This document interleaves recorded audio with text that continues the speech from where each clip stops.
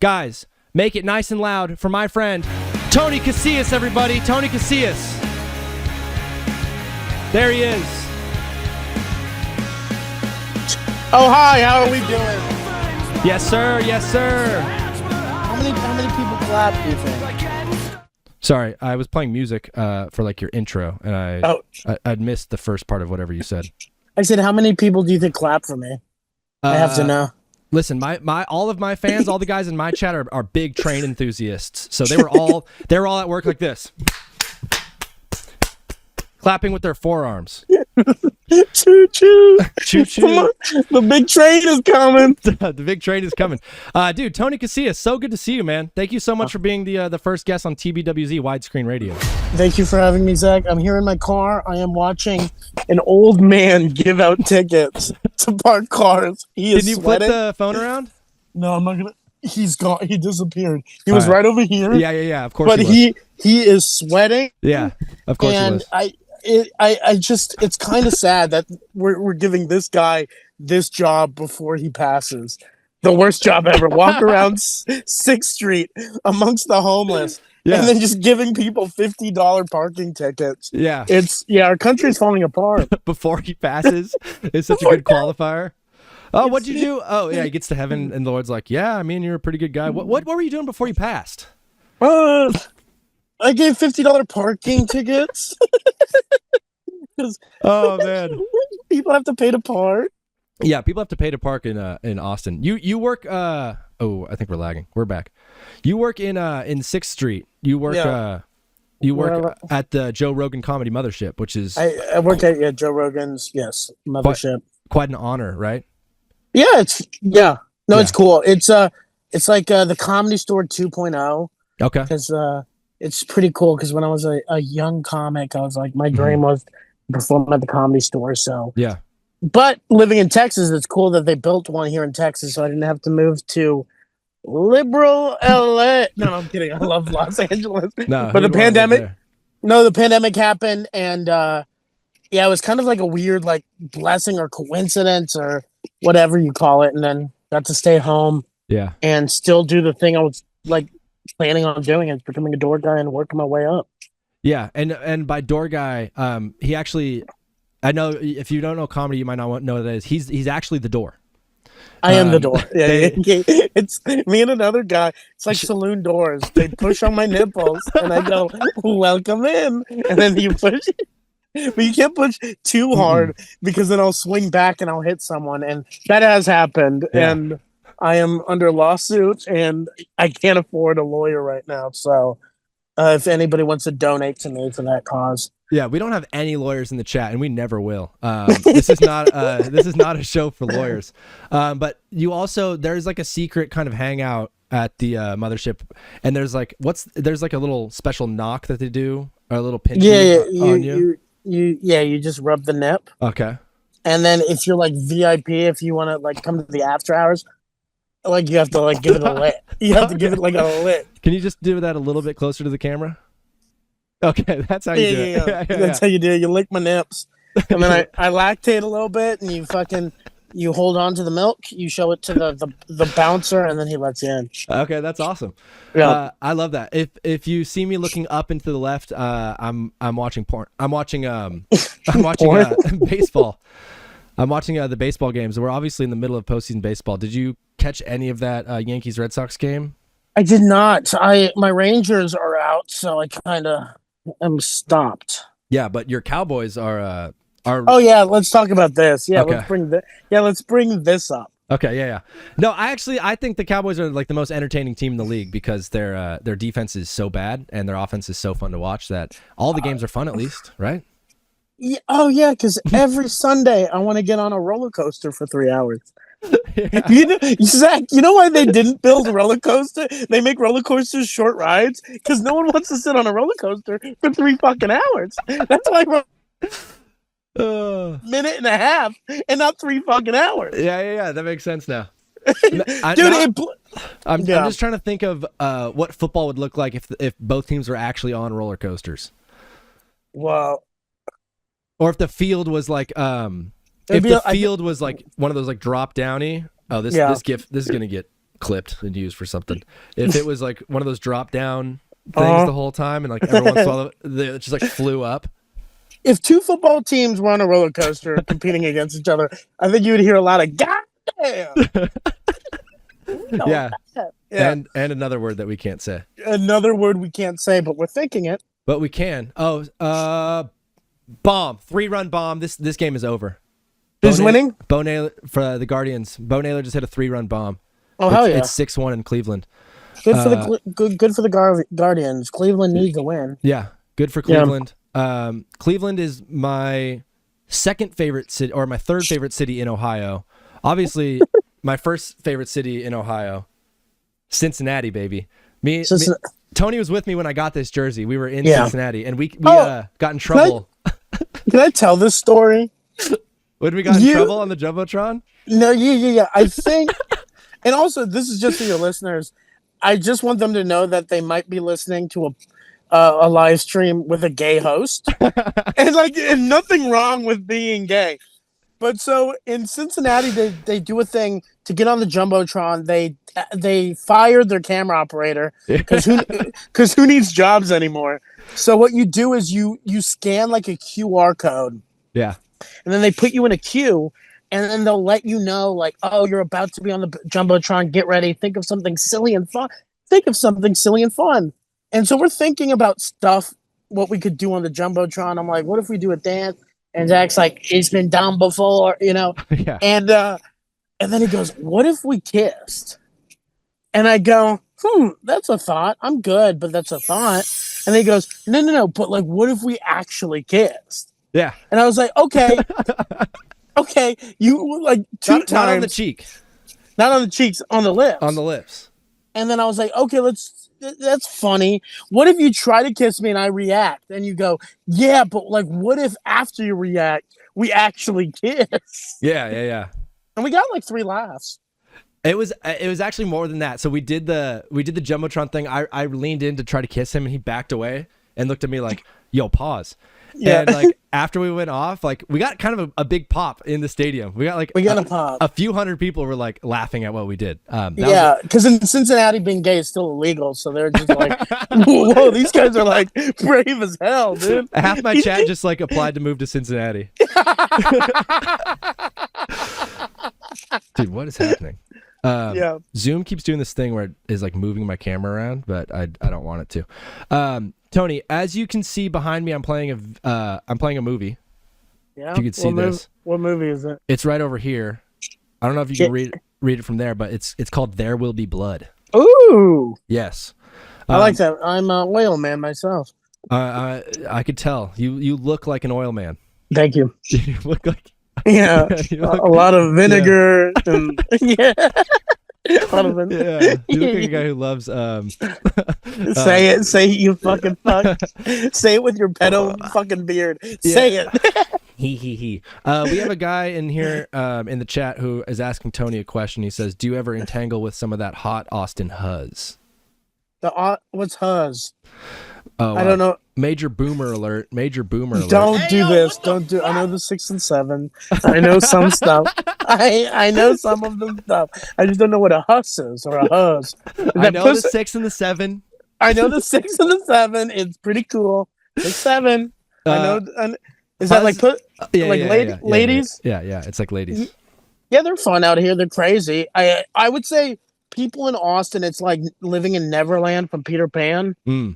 So if you're just looking to have a good time, it's a great city. But I'm also right now trying to look for a long-lasting love, and it is miserable because it's just like women my age just going, I want to be a dancer. And I'm like, you don't have like feet. Like you're literally in a wheelchair. Yeah, you're missing a leg.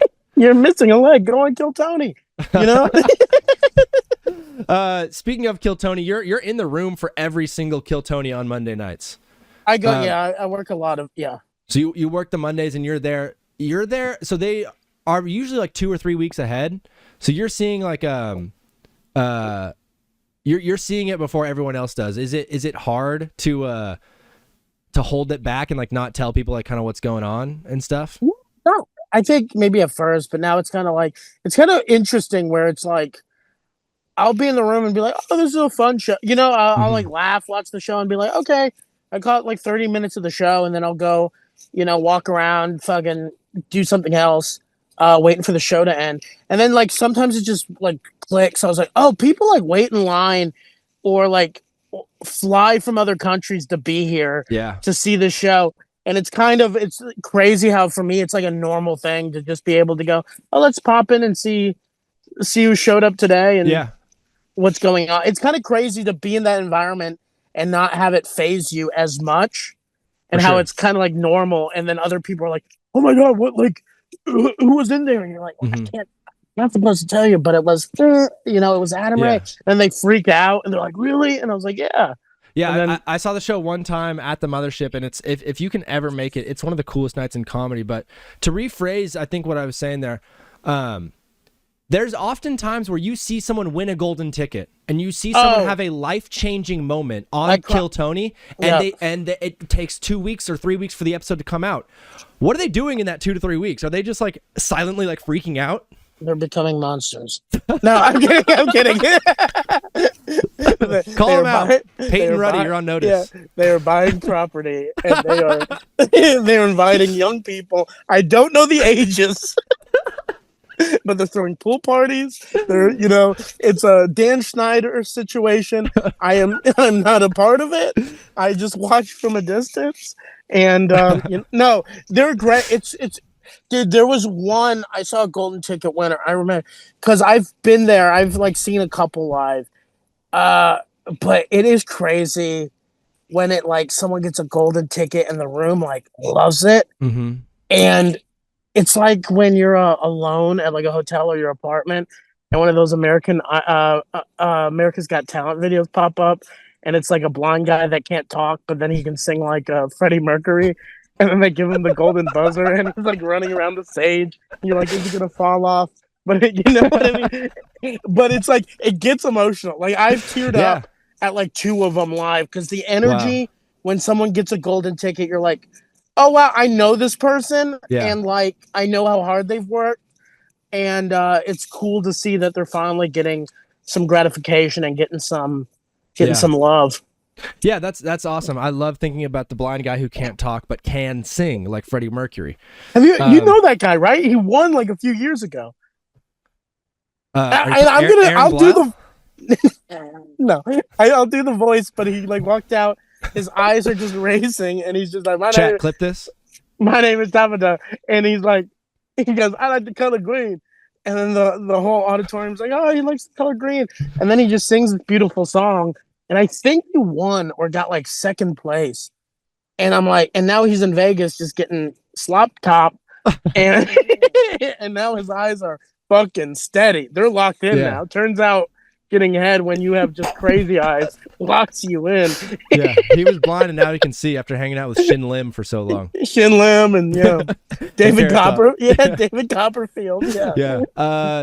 Scrub Dub Dub 17. Thank you so much for the follow, brother. I think you're a man. Dude, honestly, one of my favorite memories at the Mothership was with you. I remember it was the weekend we were shooting Trevor Wallace's special. Yeah. You came like a day early to come hang. Yeah. And we were in Mitzi's just hanging out, talking to people, dude, having a good night, and we're about to leave. Yeah. It was like 1:30 in the morning. It was like 1:30, 1:45. We're about to leave. And then someone just runs into the bar and just goes, Dave Chapelle is about to go up. Yeah. And the show had ended, so the audience is leaving in the lobby. Like half the crowd's in the lobby. Yeah. And then someone just goes, Dave Chappelle's going on. Yeah. And everybody just rushed back upstairs. They didn't even get back in their seats. People just sat down wherever. And we got to sit in the back at one of the side booths and just watch Dave for like 35, 40 minutes.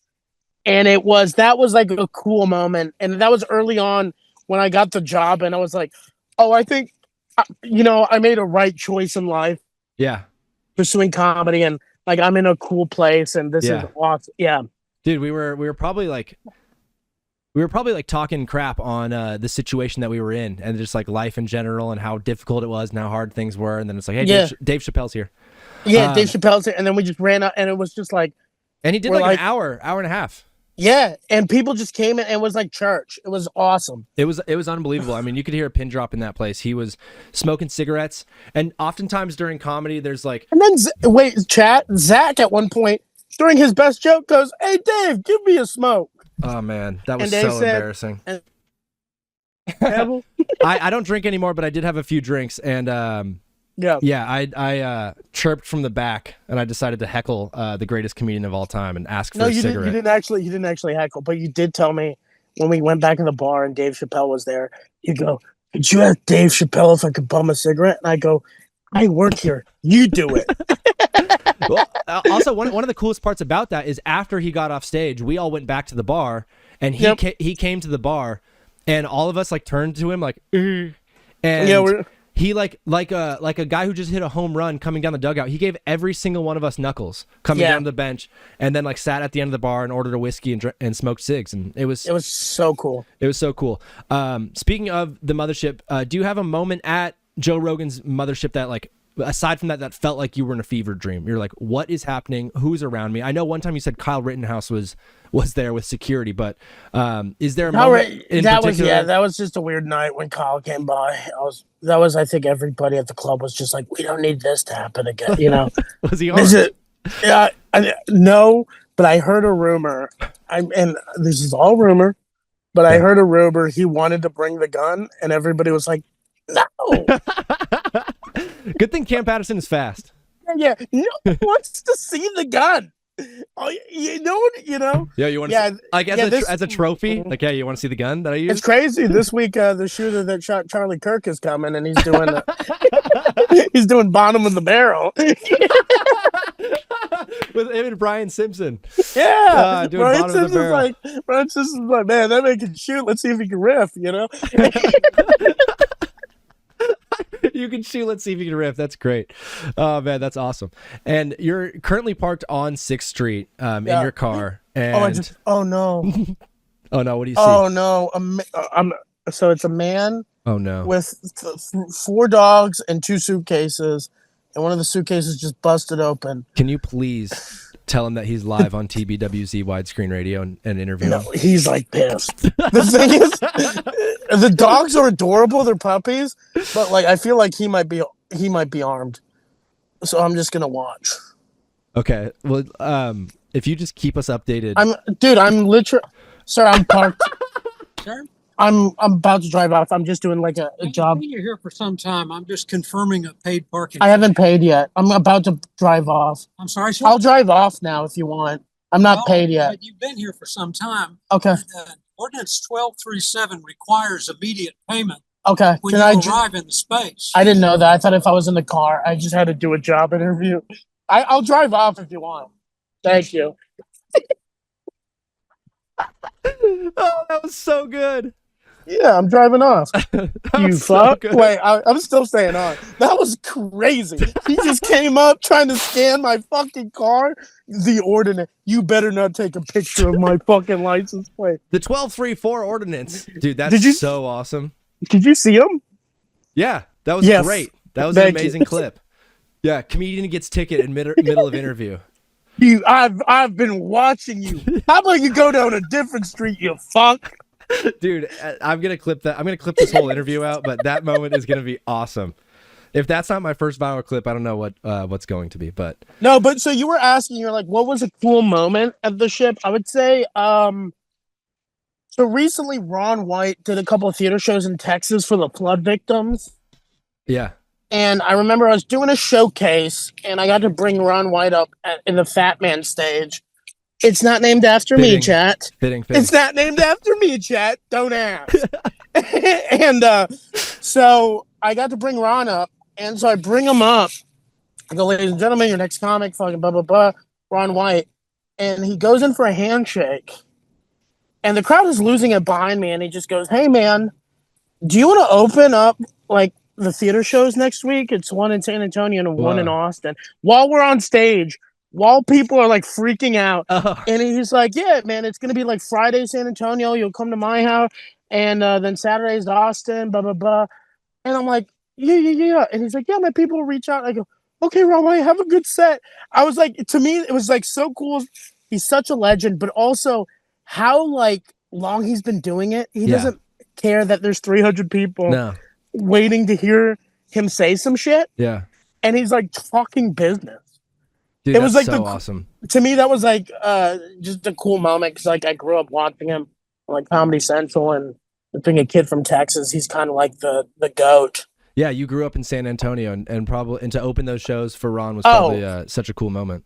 Oh, and driving in a Sprinter van with him past like my high school and past like 2 of my jobs that I worked, like seeing these shitty jobs I worked. Yeah. After I dropped out of college, and the first time I dropped out of college and being like, oh, hey, Academy Sports and Outdoors, I did do something with my life. Garrett. Academy Sports and Outdoors, I love it. Cleveland just got the dub. Hell yeah! Congrats, Cleveland. Congrats, Cleveland. People are loving the interview right now, Tony. They're having a good time, guys. If you're in the chat and you have any questions for Tony, please forward them along, and I'll ask them. But we have 3 questions on the show that we ask every one of our interviewees, and you're the first. So our there we go. And I will judge them, and if they're bad, I'll let you know. All right. The first question that we ask our only interviewee so far: who's the most famous person that you've ever peed next to? Okay, so I'll give not poop. So no poop on the show. We don't poop on the show. Peed next to Tony Hinchcliffe, which that's just nerve-wracking because he's like a roast guy. Yeah. Now I have my dick in my hand, so I'm how just far away from the urinal was he standing? He was on the urinal next to mine, and so I'm literally just like trying to use my hand to like hold, like not show my dick because he doesn't need that information. Yeah, he already gets enough with what he's looking at. So that was crazy. And then upstairs in the private bathroom, I walked out, I opened the door, and Mel Gibson was standing there, and he was waiting to use the bathroom, and that was crazy. I just go, thank you for saving our country. I said that. Thank you for the Passion of the Christ 1. No, I'm the Patriot boy. My dad raised me on the Patriot. And he goes, that's awesome. This is what we did to those dirty Brits. So you took a piss next to Tony, and then like as you're like, "Ooh, I'm glad that was over." And then there's Mel Gibson right in front of you. Yeah, Mel Gibson's right there, and that was cool. That's awesome. You are driving right now. You're on the road. Yeah, I'm going into a parking lot. Okay. Driving and twitching is pretty funny. Yeah, I'm the next Aiden Ronks. I'm the next Jack Doherty. You kind of do look like Jack Doherty. Thank you. I've been working on it. Second question that we ask the only person that I've ever interviewed: do you have I on this show I like to give hot takes, and some of them are very dumb. Do you have a very dumb idea? Do you have something that you've been festering for years that's just the dumbest idea ever, and no one will get behind it, but you love it? Israel Palestine. No, hear me out. Complex situation. Okay. Does it have to be complex? No. We live in a world where our entertainment is getting stupider and stupider and stupider. Yeah. Dana White needs help with battle slap or whatever that slap. Yeah, power slap. Power slap. You get 10 of the strongest Palestinians, 10 of the strongest Israeli, and you power slap for the Gaza Strip. For the Gaza Strip, you power slap. Loser goes home. Loser goes home, and then you get it for the year, and it's like a yearly event. Oh, it's like that's good. Yeah, it's the Super Bowl. You go home, you go back to train, and then see if you can come back and win for your country.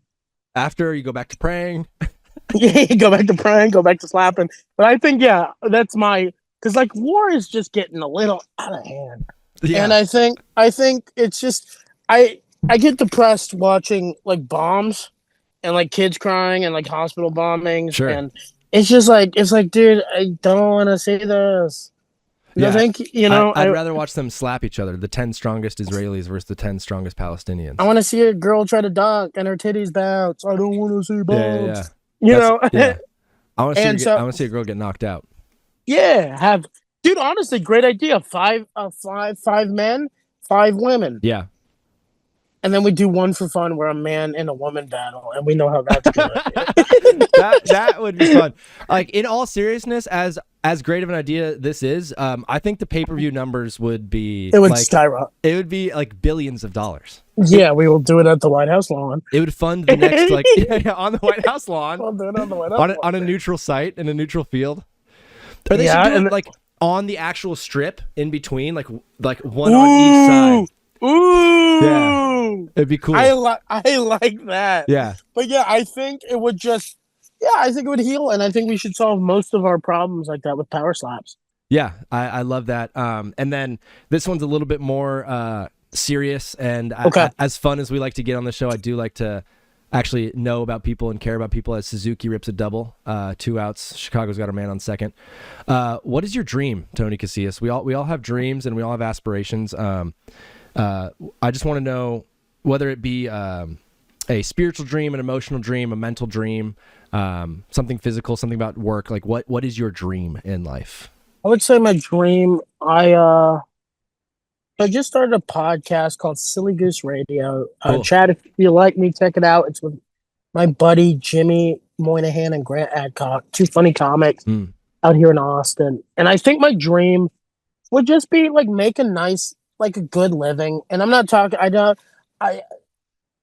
don't need the private jets. I don't need the mansion. Just like a nice living, a beautiful home, where I can afford to raise a family and just create cool art that people like, while also having just a family, a wife, maybe a couple of kids. Call them Tony 1, Tony 2, you know, because I forget name, but seriously, like that. And then get the opportunity to maybe make like indie films or make a TV show or something small like that. It's just to create cool stuff with my friends and make a little money doing it, like where I could live comfortably. It's not about surplus. It's about having enough to continue the dream. And that's like, I literally have a number in mind for what I need to survive. And like the minute that this stream gets that number, like I'm happy. I'm stoked. And that being said, I am performing at the Riyadh Comedy Festival. I'm going to be doing my Gallagher act, where we're going to be bringing the slaves on the stage, and I'm going to get my little hammer and every punchline just blow up a slave's head. So, if you were offered the money that these guys are getting, I mean, I assume it'd be very hard to say no to that Riyadh. I look at it like this. If it was comedians that were struggling that I see that are making terrible door deals, that have to fly, and after all their expenses are coming back home with $800-900 in their pocket. Yeah, I would go, you know what? I don't blame them, because I think I would probably say yes too. Yeah, where it's like, oh, that's life-changing money, where they could, now just focus on their craft. But it's like, hey, Gabriel Iglesias, you have a warehouse with the same car 300 times. Yeah, like what more do you need? The same Honda Accord. Yeah, no, it's like a Volkswagen Bug.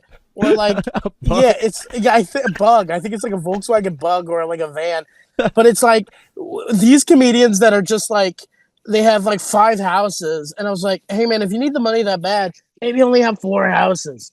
I look at it like, if it was like broke comics or comics struggling or artists struggling, I'd be like, I'm not going to shit talk them.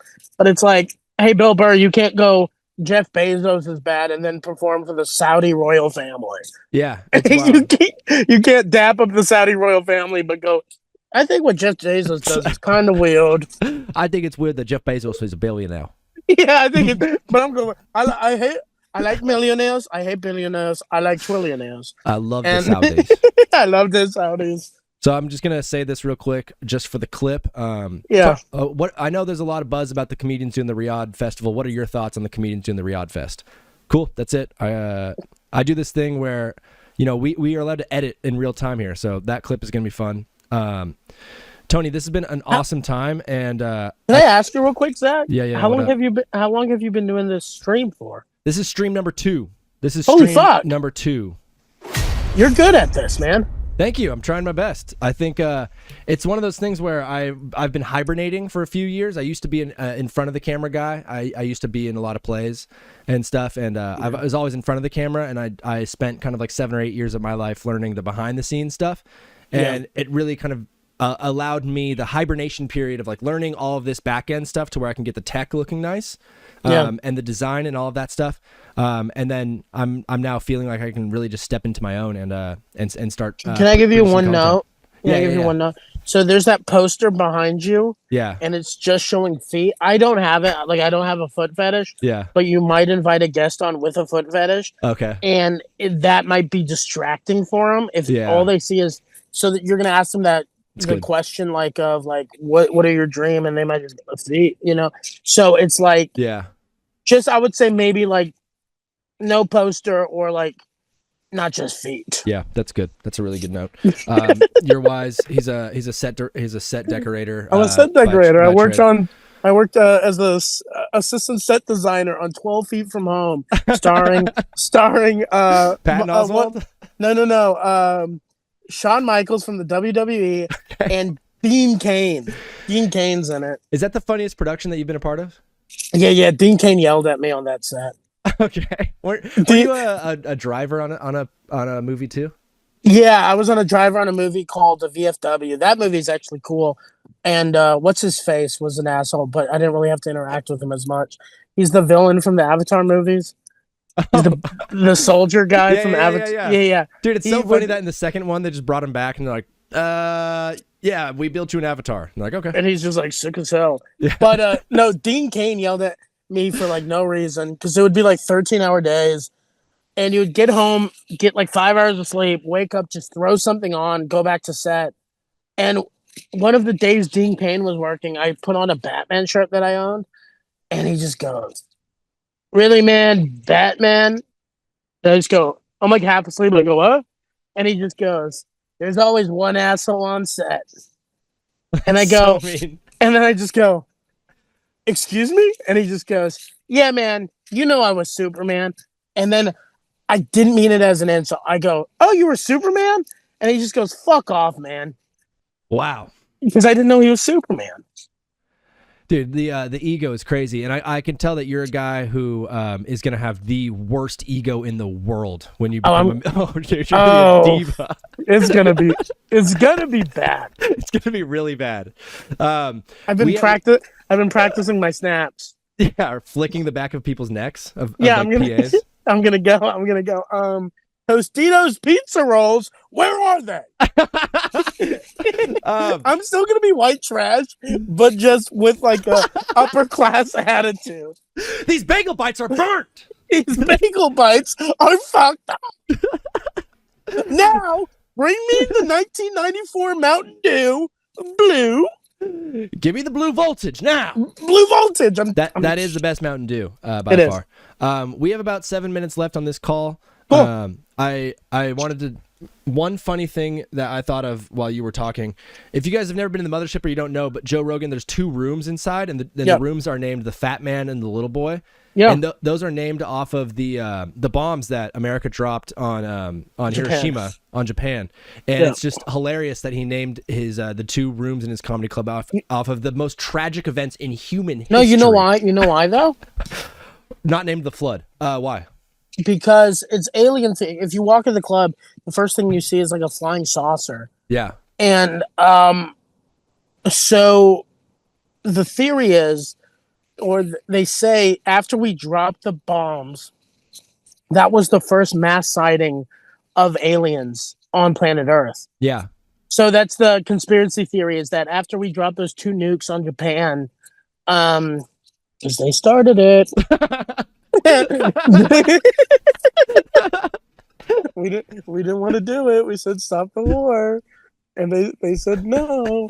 But after we dropped the nukes, apparently the aliens came down to check up on us to go like, what are these honkies up to? Yeah, these Yankees. Yankees. I like it. If you've never been, it's great. You can catch Tony Casillas there every week, and then he's on Instagram.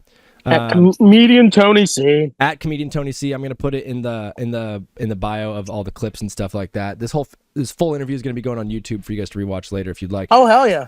But these final 5 minutes, you and I both saw the incredible film, One Battle After Another, by Paul Thomas Anderson, the newest movie of his, starring Leonardo DiCaprio and Chase Infinity, I think is her name. Yeah. Wow, man. I'm still kind of decompressing after the matinee viewing of one battle after another. But do you have any initial thoughts? I think it is. You were right, because we had gotten a debate about this, and it's gonna bomb in the box office, and I think it might. Yeah. But I think it's cool that a major studio gave an actual like artist, a director with a vision, a big budget to tell that story. Yeah. Because it's not a easy story to tell, but he fucking knocked it out of the park. I think Sean Penn might have given the best performance I've seen in like unbelievable in like 5-10 years. It's like he's so evil, but he's also so funny. Yeah, he is so gripping. I love that Leo. I know he's like, because he's such a star, you use him for promotion. He's not really the main character, and that was cool to watch him. Watch him kind of like be a side. It's Sean Penn's movie. It's Sean Penn and Infinity's movie. Yeah, I think, and it's amazing. It was 3 hours long. I went after coming home from the road. I was tired. Yeah. I went to an 11 p.m. screening, and I was like worried that I was gonna fall asleep tired.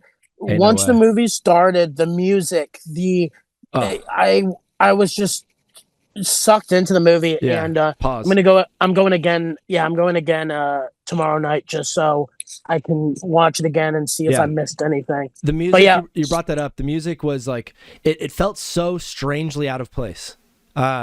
Yet like incredibly fitting. It blended so well with the film, the pacing and the editing. It's up there in terms of pacing with man, this is so dumb. What was Scorsese's 3-hour movie that came out with the Indians? The Indians, the India. movie. How? India. How? No, I know what you're talking about. Yeah. I would say this knocks that movie out of the park, because usually Killers of a Flower Moon. Flower Moon. Big Dot. Yeah, I feel like this one knocks it out of the park, because it does. It had a feeling, though, one, because of Leo, and two, because it's these movies where it's like it feels like such a linear kind of plot. The B story in it is kind of just this idea of like, is Sean Penn the father, which we all kind of know he is the whole time. Yeah. So that wasn't like a suspense or a surprise thing at the end for us. It feels like just one story all the way through, and we're not doing this Tarantino mixing and mashing or Oppenheimer where we're just it's an orchestra of different stories. It's like one story the whole time. Here it is on a platter, and it absolutely knocked it out of the park. And Oppenheimer, I felt like you could have cut 30 minutes out of the movie and it would have been a better movie. There was no scene I was like, oh, you didn't have to have the scene in this movie. Every scene I felt like was important to the plot, added to the story. And like the 3 minutes of them hopping from roof to roof was unbelievable. And the pacing and the car chase in the end, with all three of the cars kind of following each other, the way the camera's dipping below all of the whoops in the road, like I wanted to as well walk out and say like, I would have cut 30 minutes off of it, but I don't know what you would cut. You can't cut. And also I just want to say it is cool. The movie, whether you agree or not, I just love that they gave money to a director to give his opinion on something, and just let him tell a story unapologetically. Yeah. And I think that's important when it comes to art. Yeah, you don't have to agree with it. Yeah. But like, there's this new thing I think with streaming where they tell stories that are so safe and that don't have an opinion, or that, you can just, they just want everybody to like it. Yeah. Or agree with it. Like, even if you don't agree with it politically, I feel like you can watch that movie and go, fuck, that was one hell of a movie. Yeah. It was incredible. This interview was incredible. We got like 15 seconds left. I love you.